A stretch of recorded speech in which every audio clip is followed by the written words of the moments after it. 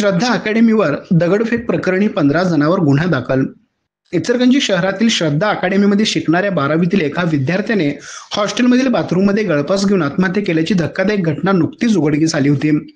या प्रकरणी मृत विद्यार्थ्याच्या नातेवाईकांनी आत्महत्या नसून घातपातचा संशय व्यक्त केल्याने परिसरात मोठा तणाव निर्माण झाला होता. या घटनेनंतर संतप्त जमावाने श्रद्धा अकॅडमीच्या मुख्य इमारतीवर जोरदार दगडफेक करत आपला रोष व्यक्त केला. अकॅडमीच्या खिडक्या काचा फोडून परिसरात गोंधळ निर्माण करण्यात आला.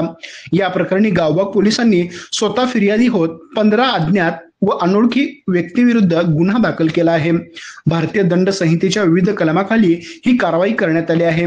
सध्या अकॅडमी परिसरात तणावपूर्ण शांतता असून गावबाग पोलीस ठाण्याच्या अधिकाऱ्यांनी मोठा बंदोबस्त तैनात केला आहे.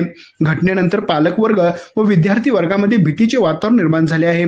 पोलिसांकडून सीसीटीव्ही फुटेजच्या आधारे आरोपींचा शोध सुरू असून संबंधित प्रकरणाचा सखोल तपास सुरू आहे. या प्रकरणामुळे शहरात एकच खळबळ उडाली असून शिक्षण संस्थांमध्ये विद्यार्थ्यांच्या सुरक्षिततेबाबत प्रश्न उपस्थित केले जात आहेत. आमच्या प्रतिनिधीसह पाहत रहा.